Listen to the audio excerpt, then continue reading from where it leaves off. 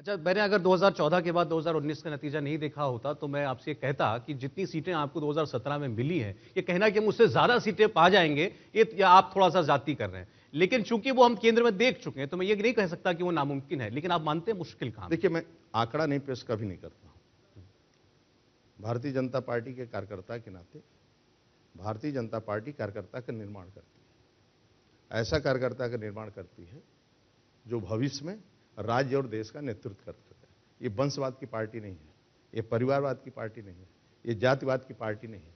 इस पार्टी को डॉक्टर श्यामा प्रसाद मुखर्जी ने नेतृत्व दिया है, जो सभी सुख प्राप्त करते हुए भी कश्मीर में शहादत दिया राष्ट्रीय एकता के लिए। पंडित दीनदयाल उपाध्याय ने इस पार्टी को नेतृत्व दिया और पंडित दीनदयाल उपाध्याय ने भी पूरा ईमानदारी, उनका जीवन एक तरह का तपस्वी जीवन था, तपस्या था। मैं ऐसा पूछ दिया, मैं गाजियाबाद गया, मैं 82 साल के शर्मा जी हैं, हम कहें कि आप बताइए कभी पंडित जी को देखा है क्या? बोले हम पंडित जी को मैं लेने गया था। तो हम क्या कर रहे थे? बोले जब मैं उनको लेने गया सुबह तो अपना कुर्ता धोती सिल रहे थे। तो हम बोले क्यों? बोले एक ही कुर्ता धोती था, तो प्रवास करने आते तो अपना कुर्ता धोती सिल रहे थे। ऐसे लोगों ने नेतृत्व किया है राज्य का। देश के गौरव अटल बिहारी वाजपेयी नेतृत्व किए। आप कल्पना करिए, पंडित दीनदयाल उपाध्याय का देहांत हुआ, मुगल सराय स्टेट में हत्या हुई, तो उन्होंने कहा सूर्य ढल गया, तारों की रोशनी में मार्ग ढूंढना पड़ेगा। 80 में पार्टी बनाया उन्होंने जी, 84 में 2 सीटें आई और उसके बाद उन्हीं कार्यकर्ताओं के बीच में कहा कि सूरज अंधेरा छटेगा, सूरज निकलेगा, कमल खिलेगा। और अटल जी ने देश के अंदर सरकार बनाया और गरीबों के लिए सभी पहली बार राज्य के अंदर प्रधानमंत्री सड़क योजना, यह सब है। तो यानी कार्यकर्ता का निर्माण कैसे होता है, पार्टी को काम करना चाहिए, उसी में सत्ता हमारी बनेगी तो गरीबों की सेवा करने का काम करते हैं और गरीबों के खुशहाली के लिए काम करते हैं। जैसे राज्य के अंदर योगी जी, मैं एक उदाहरण देता हूं। कल मैं अनुसूचित जनजाति के कार्यक्रम में गया था, गोरखपुर में बनटांगिया और मूसर, ऐसे बहुत से गांव ऐसे थे थारू के, बनटांगिया के, जो राजस्व ग्राम में नहीं आते हैं। पहली बार योगी जी मुख्यमंत्री बनने के बाद उनको राजस्व गांव में लिया। अब उनको सरकार की समस्त योजना नहीं मिलती थी, उनको उसका लाभ नहीं मिलता था, ठीक है, बोर्ड का भी राइट नहीं था कुछ गांव में।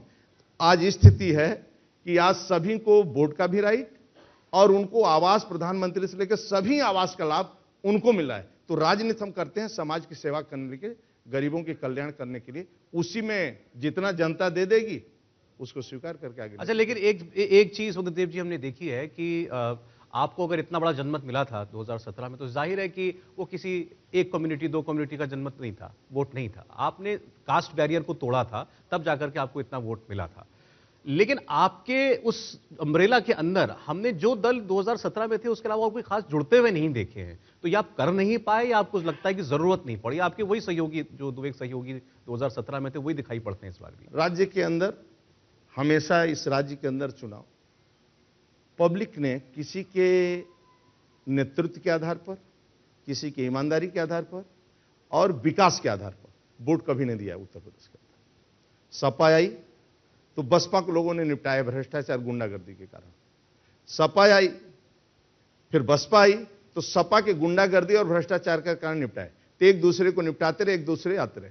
आदरणीय मोदी जी को इस आने के बाद संपूर्ण जातियां उत्तर प्रदेश की, अधिकांश बैकवर्ड भी, सामान्य भी, दलित भी, सभी जातियों को यह विश्वास हो गया कि यह नेता गरीबों के लिए है और गरीबों की योजनाओं ईमानदारी से हमारे तक पहुंचेगी, जिसके कारण उत्तर प्रदेश में गरीब और कहा जाए सभी बैकवर्ड, सभी जातियां, समझौता जो जिस पार्टी दल से है तो है ही है, राजा हमारा जो समझौता है।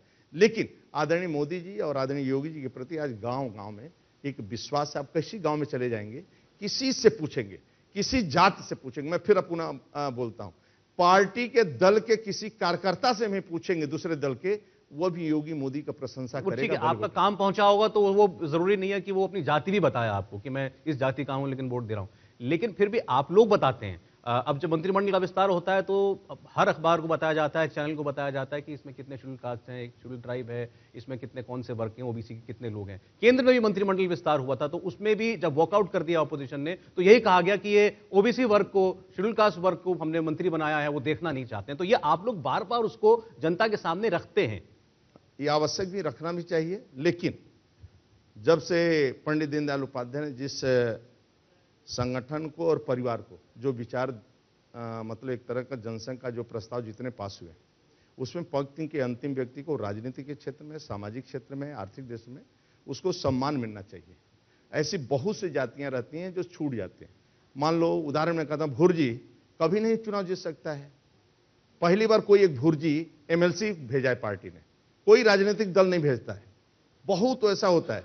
जैसे संजय गौड़ अनुसूचित जनजाति का पहला बार मतलब मंत्री बने होंगे, मैं नहीं कहता मंत्री नहीं बने होंगे, लेकिन मंत्री बनाया जगह। तो क्या है, सभी जातियों का सर्वस्पर्शी, सर्वव्यापी, सर्वग्राह्यता, यानी समाज के सभी वर्गों में, समाज के सभी जातियों में और सभी कहा जाए समूहों में यदि आपकी स्वीकारता नहीं बढ़ेगी तो आपका बड़ा दल नहीं हो सकता है। इसी कारण लेकिन बस बीच में रोक रहा हूं आपको, लेकिन ऐसे दलों को प्रतिनिधित्व देते हुए आप ये भी तो देखते होंगे ना कि इसके पीछे वोट कितना है, इस जाति के कितने वोटर हैं। ऐसा तो नहीं कि सबको दे देते। क्या है, जब समझौता होता है तो उसका सम्मान करना चाहिए। यदि किसी दल से समझौता होता है, जैसे अपना दल, संजय निषाद या जो दल हमारे साथ है, और दो दल से जब बात होती है तो ईमानदारी से बात करना चाहिए और दल को एक दूसरे को सम्मान करना चाहिए। उस आधार पर हम लोग सभी का सम्मान करते हैं। दूसरे दल से भी जो आते हैं पार्टी में सम्मान दिया जाता है और पार्टी सभी का ख्याल करती है।